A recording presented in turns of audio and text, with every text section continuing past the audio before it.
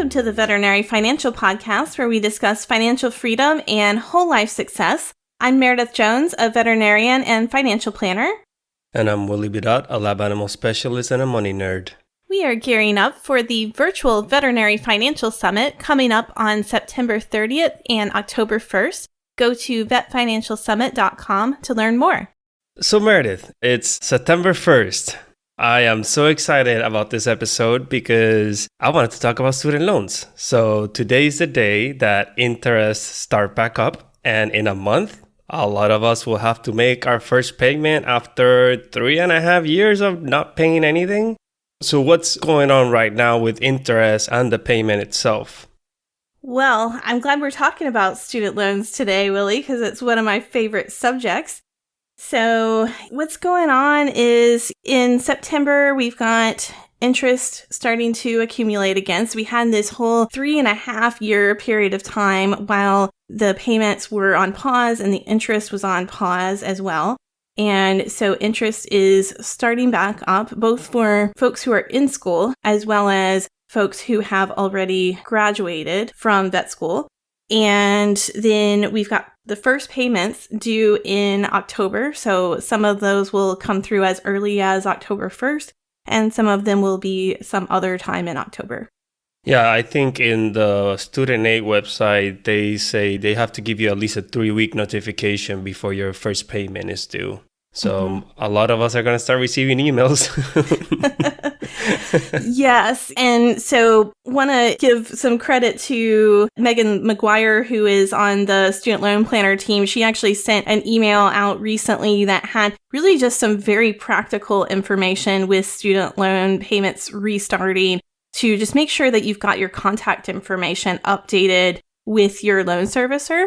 Because a lot of us have moved during COVID, including Willie. He just moved.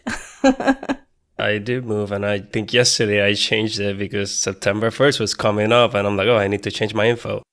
Yeah, so make sure your email address, your mailing address, phone number, make sure everything is accurate there. Because, of course, mostly your loan servicer is going to be communicating with you over email. And so if they've got your email from back when you were in school or some email that you don't use anymore, then you're not going to receive those notifications. So that's really, really important because eventually not only are you going to need to make payments, but you're going to need to recertify your income, and there may be some other announcements that come out. So you want to make sure you're not missing out on those things. And then the other thing, and this is always a pro tip that I talk about during my presentations on student debt, you always want to make sure that you are getting yourself set up on auto pay because you can save 0.25% on your interest rate. And so even though a lot of us are on income-driven repayment plans, it's still, if you can have a bonus on your interest rate and a little deduction, might as well get that. The other thing is just behaviorally, of course, if you've got it on auto pay and that's set up, then you're going to make sure that you're 100% not going to miss out on making a student loan payment on time. And the other thing I'll say, because this is a big question that has come up on the Debt Free Vets group recently, is don't freak out if your payment looks super crazy right now in the online portal. We're hearing from people who have their loans with Nelnet and Aidvantage and others who are reaching out and saying, gosh, it's saying that my payment's going to be $2,000 a month or $4,000 a month, and that's not right. And if you're on income-driven repayment, it probably isn't right unless your household income is super high. So just don't be too concerned about it right now. Of course, I'm saying this at the beginning of September. Of course, as your payments are getting closer, when it's October and it still says that, then of course you're going to be more concerned about it. But what we expect is that over the next 3 weeks or so, a lot of those errors are going to have to get corrected because they have to send you the correct bill according to your repayment plan. They can't just send you whatever they want to. And then the other thing is really making sure that you have a good, solid plan for your student loans and that you are actively choosing the best repayment plan and the most beneficial plan for you, and also figuring out your student loan strategy as well. So going back to repayment plans. So right now we have recent grads in the past 3 years that have not had to worry at all about their loans. And finally, they do have to worry. So what are the main repayment plans for these new grads? So for new grads and recent grads, they are going to be looking at a couple of different repayment plans. And before I get into repayment plans, we should also just talk about repayment strategies as well. So there are lots of different repayment plans, but there are really two main repayment strategies. The first one is to just go ahead and pay off your student loans as soon as you possibly can. And so that's only for, of course, people who can afford to do that. And usually if we're talking about paying off student loans in full, we're talking about trying to pay them off in like about 5-6 year time frame or less.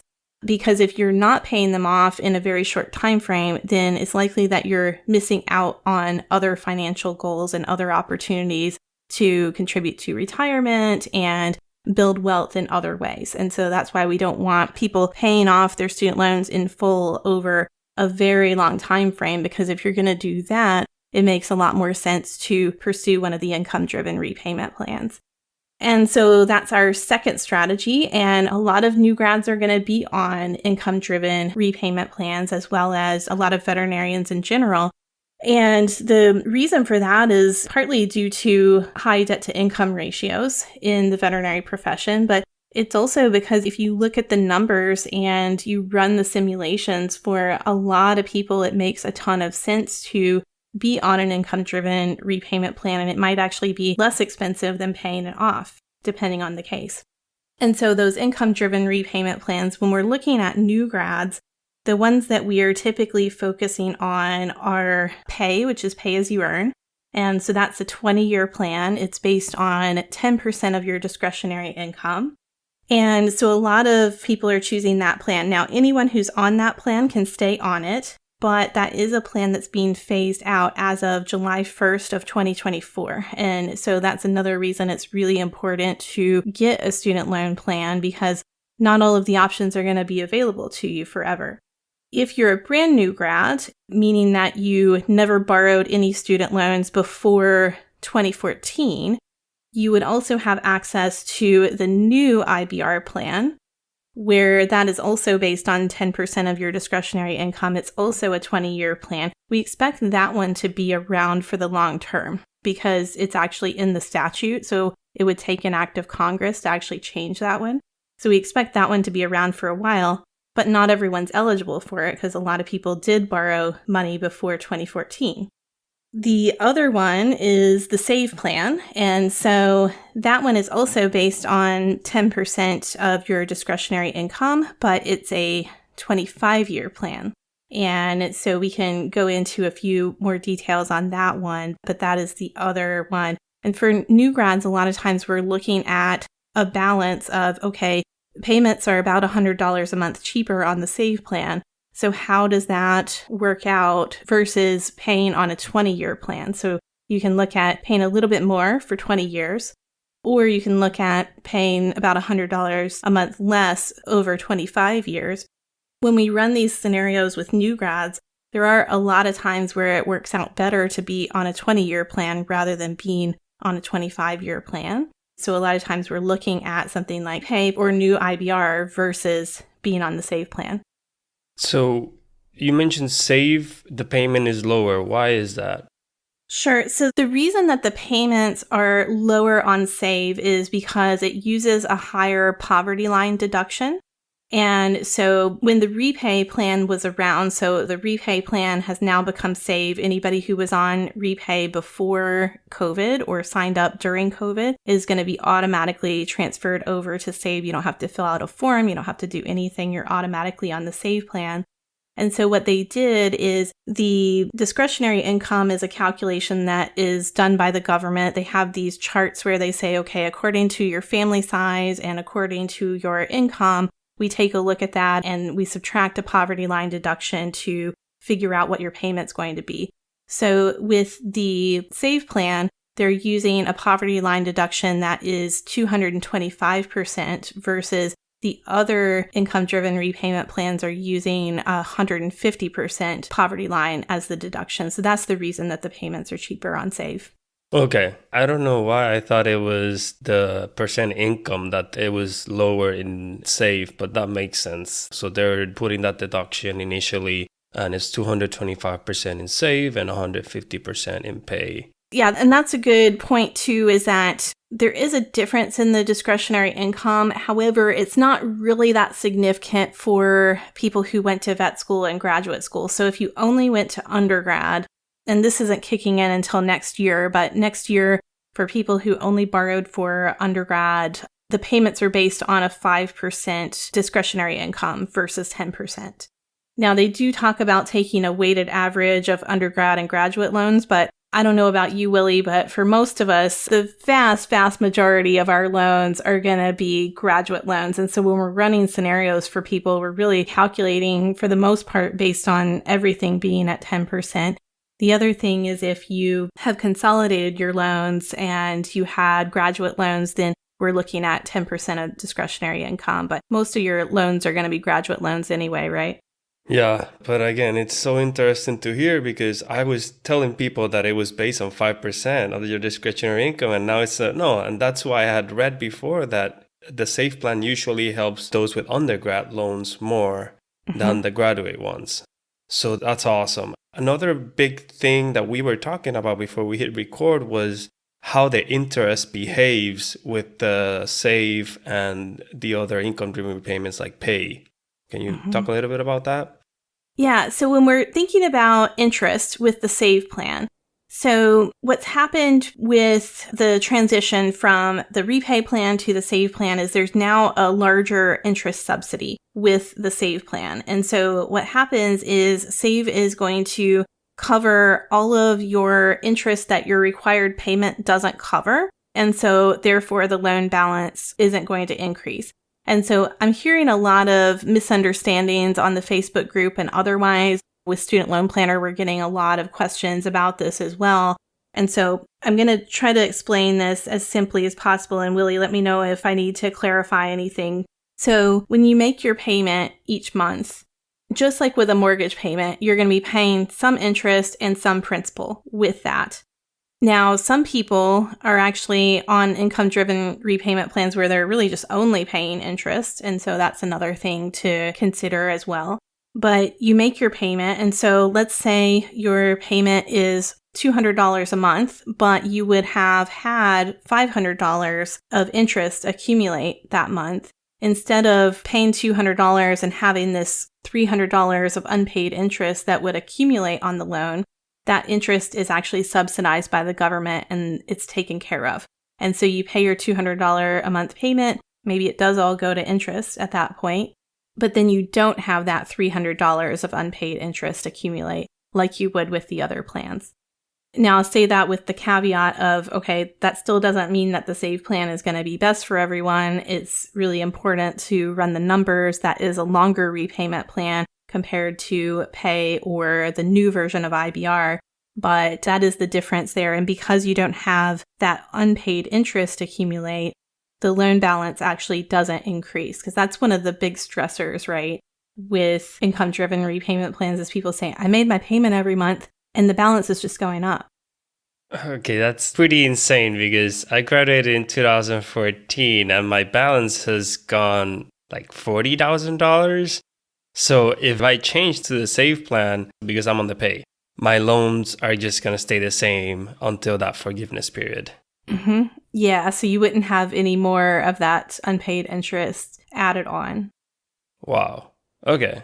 Psychologically, that's pretty significant. But unfortunately, I've been telling people, well, you either want to pay your loans for 20 years or 25. Personally, I don't want to pay 5 more years of loans. So it's hard. It's like a mind game with these loans. Yeah, it is. Yeah. And then the other thing to consider is, okay, that additional 5 years that you're going to be paying on the loan, that's when your income is the highest it's ever been.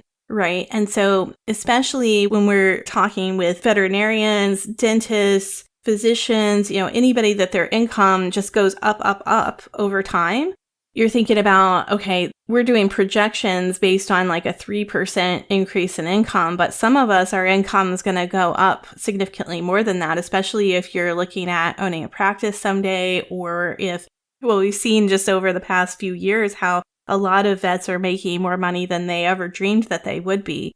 So we don't know what the future looks like, but we can definitely predict that those additional 5 years, your income is going to be higher than it's ever been in your life. Yeah, I agree. That's what everybody hopes for, that their salary keeps going up. And again, yeah, if the past 3-4 years have showed us something, is that veterinary salaries can jump pretty high. A great example is I had a plan for my wife to go through one of these income-driven repayment plans, but she became a specialist. Her salary bumped up so high that right now we're just going to have to pay it aggressively because it doesn't really make sense. Because that percentage of her salary that we do have to pay, it's going to be pretty high already. So it's better to just pay them off.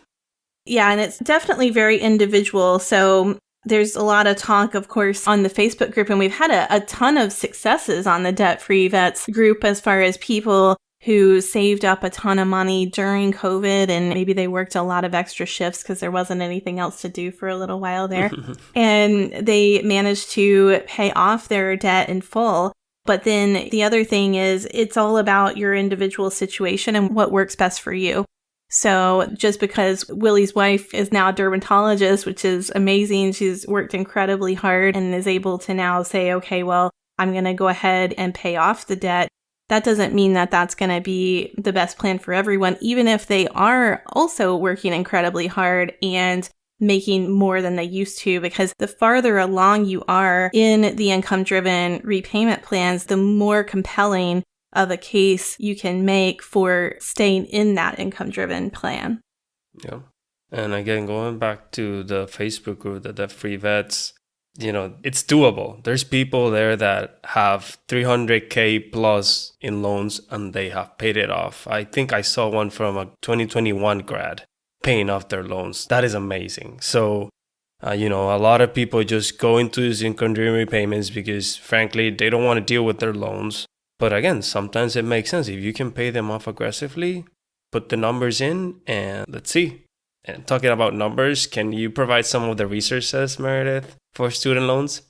Oh, sure. Yeah. As far as ways to figure out what's going to be the best repayment strategy for you and repayment plan for you, the VIN Foundation has their student loan repayment simulator, which is fantastic. And so I will say, if you're using that calculator, you need to make sure that you are using it in the most accurate way. And so the most accurate way to use it is not to go to the website and just plug in numbers. The most accurate way is to go to the My Student Loans page on the website. So if you make it to the simulator, you can just look at the top of the page, click on My Student Loans, and there is a tool where you are able to upload your student loan data file from studentaid.gov directly to that website and run a 100% real simulation on your loans. So that is the most accurate way to do it. Now, some people look at that and they say, gosh, that's not something that I want to do on my own. Well, that's perfectly fine as well. So there are a couple of great options for student loan consults. And I mentioned VIN already. Even if you're not a VIN member, you can use their student loan repayment simulator. You can also use their student debt message board, which is freely available. So you can go there and actually get a consultation. They have a couple of vets on the team who do a great job through that message board with going ahead and saying, okay, this is a repayment strategy. With it being a message board, though, there are some limitations, right? You can't immediately ask a question and get an answer. So another way to get a student loan consultation and actually schedule it for an hour and make sure that you're getting all your questions answered in that hour, come away with a plan immediately following that consult, is to schedule a consultation with Student Loan Planner. And so I now work as a consultant with Student Loan Planner. And so those are one-time paid consults. They're at a flat rate, and then you get a year of email support after the call. So any questions that you have that are follow-up questions about your student loan plan or any of the action steps, you can always email us after the call. But that way you're getting all your questions answered. You can say, hey, these are the particulars of my situation. These are the things that I want to make sure that I am taking into account with my personal situation, and walk away really feeling confident about your plan. Yeah. So again, people, we're talking about Meredith, who is a veterinarian and now is a student loan planner slash financial planner, and she's providing consults. I'm really passionate about it because I've been plugging in SLP, student loan planner, for a while because in 2020, Meredith was not working for them and I did my consult. And to this day, I think I want to have another consult with them because as we mentioned earlier, our incomes have changed significantly since that consult, and I thought it was great. It's definitely worth it. This week alone, I have done 4 consults. And, again, I'm not a student loan planner. I'm just telling people, put your numbers in the VIN calculator, run them yourself, and then you can kind of decide what plan you want to go with. But you'd rather have somebody do that for you. I can assure you that. Yeah, that's the thing is, I started out talking about VIN and then we made our way over to talking about student loan planner. But the thing is, for the vast majority of people, and honestly, if I had student loans, I would be in this boat as well, where, okay, you go plug in numbers and then you're like, okay, now what? Like, I understand the numbers or I don't understand the numbers. But even if you understand the numbers, it's like you still probably have more questions that you need answered about your particular situation, or you just want to make sure that you're not making some sort of costly mistake and you want to make sure that you've got peace of mind with the repayment strategy that you're choosing. And so it's another big benefit that we offer with the student loan consults is to be able to say, okay, this is something that you've had an expert really evaluate. And yeah, you've spent a few $100s to do that, but we usually save people 5 figures or 6 figures during these consults. For example, I had one yesterday where she had been out of school for a little while, so several years, and she had been on the older version of IBR. That's for people who borrowed money before 2014. Well, that one is based on 15% of your discretionary income versus now we've got other plans like the SAVE plan around where it's based on 10% of your discretionary income, plus has those interest benefits that we talked about earlier. And we were able to switch her over to the SAVE plan, and it's going to save her between $60,000 and $100,000. That change, and also doing married filing separately moving forward. That's crazy. I was going to say my story, but my story is not as good. When I did my consult, I'm going through public service loan forgiveness, which means that I work for either government or nonprofit for 10 years and my loans get forgiven. And at that point, when I did the consult with Travis, he said one of your loans doesn't qualify for that. So you should consolidate and then it qualifies and then you can get it forgiven. And again, I haven't gotten it forgiven yet, but in 2 years, it will hopefully be forgiven. And it was a $13,000 loan at that point. So he pretty much saved me $13,000 just in that call. So again, highly recommended. In veterinary medicine, I've seen a lot of trends of people, oh, you have to outsource stuff. There's a lot of things that you can't do as a vet. You need to outsource. And this is something that you definitely need to outsource. Mm-hmm. Yeah, agreed. And then the other thing that is coming through next year is the IDR waiver, so the income-driven repayment waiver. And I used to use the VIN calculator when I worked at another financial firm as the main way that I would do student loan consults. And it's great, but what we're able to do with Student Loan Planner with the tools that we have is we're able to find opportunities for example, people to consolidate their loans before the end of the year and actually get a lot of extra credit toward forgiveness. And so we're finding a lot of those opportunities where we can add a year, 2 years, 3 years, sometimes more than that, onto their income-driven repayment credits. And so we've got people who are going to be able to get out of debt sooner because of that. And so that's another big, big benefit of having a meeting with an expert so that they can take a look and see, okay, is there any benefit to consolidating your loans? And that's a limited time thing. So those consolidations, if they're happening, they need to happen before the end of 2023 in order to take advantage of that income-driven repayment waiver, and also to make sure that you don't have any of the negative effects of consolidation that used to happen. Like historically, way back, it used to actually reset the clock on forgiveness if you consolidated. And that's definitely not something that is happening for consolidations that happen between now and the end of the year. So we're finding a lot of those opportunities as well. And I did want to touch with, just because student loans are such an emotional topic for a lot of people. And so earlier, Willie said something about, some people don't want to deal with their loans, and so they go on income-driven repayment plans. So a lot of people who are on income-driven repayment plans are also on them because they have met with an expert who has said, hey, this is something that's actually going to save you a lot of money long-term, and you can actually contribute more money to retirement and start to build wealth rather than front-loading all of this money on your loans at the beginning of your career. For some people, that is the right decision. But for a lot of people, it does make a lot of sense to go ahead and really just pay the loans passively, where you're not paying any extra on your loans. If you're going for forgiveness, it's a waste of money to pay any extra money toward your loans. And so I just wanted to make sure we touch on that as well. And the other thing I do want to touch on is we keep talking about forgiveness. So this income-driven repayment plans sound like magical. So you pay for 20 years or 25 years and your loans are forgiven. Right now, they're not actually forgiven. Can you talk a little bit about what actually forgiveness means in this income-driven repayment plans? Yeah, I can. And so with the income-driven repayment plans, so that's like Pay, Save, or IBR, with any of those plans, after you've paid on the loan for that 20 to 25 years, you actually have a tax bill that you have to save for. Lovingly, we call it the tax bomb. And so the idea with that is that you'd be putting aside money each month to save for that tax that's going to be on that forgiveness amount. So what they do is they consider that forgiveness amount to actually be like you made that as income during the year of forgiveness. And so that's why you've got an extra tax on it, and that's why it's important to save for it.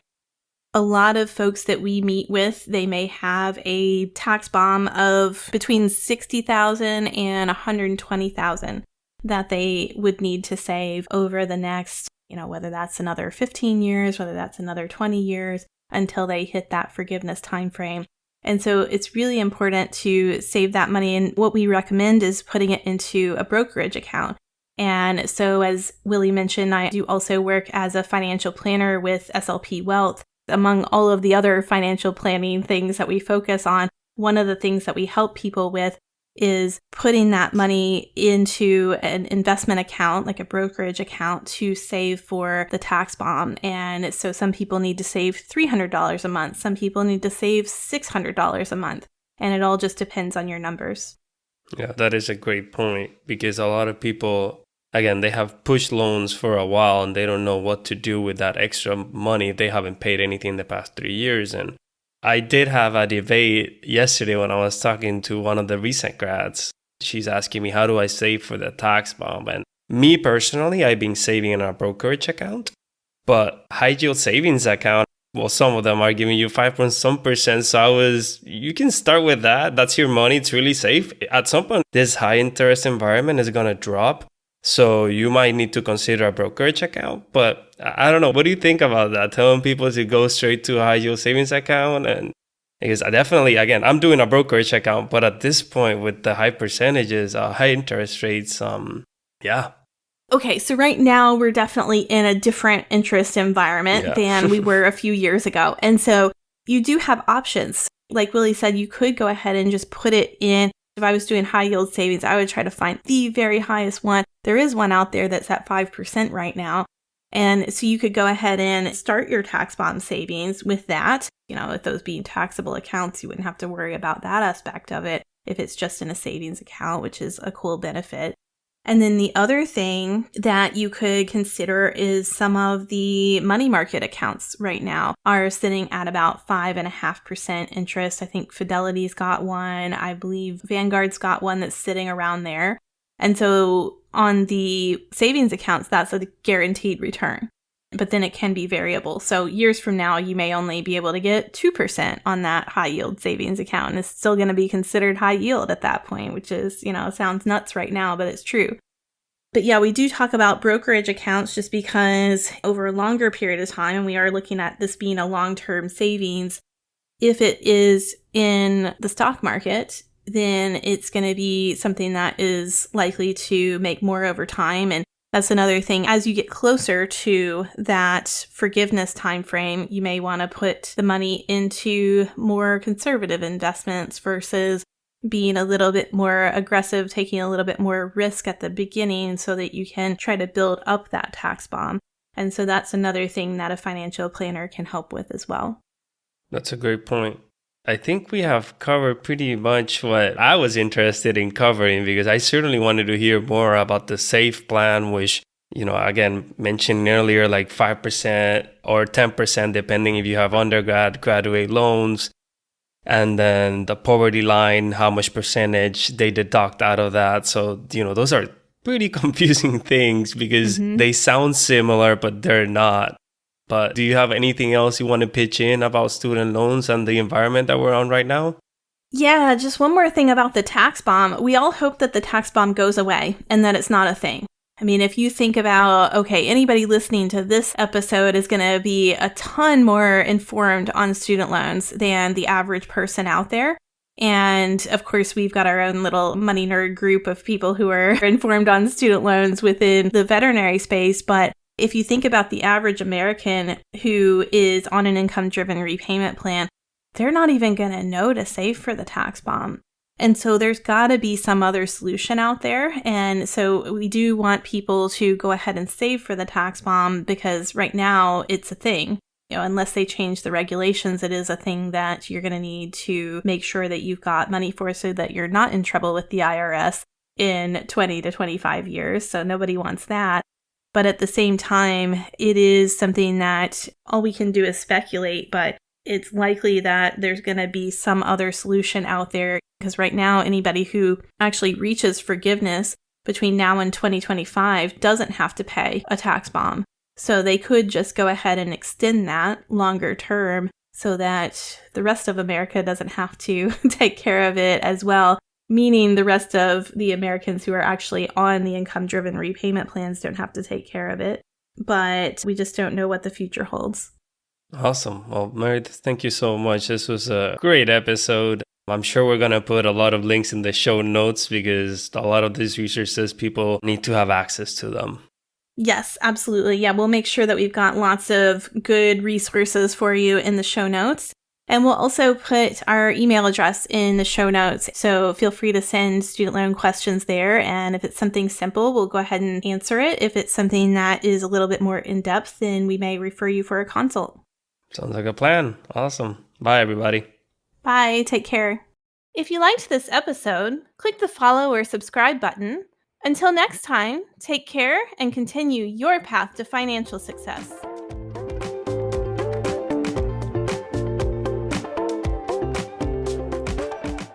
The information provided in this podcast is for informational purposes only. It should not be considered legal or financial advice. Consult with a legal or financial professional before making any investment decisions.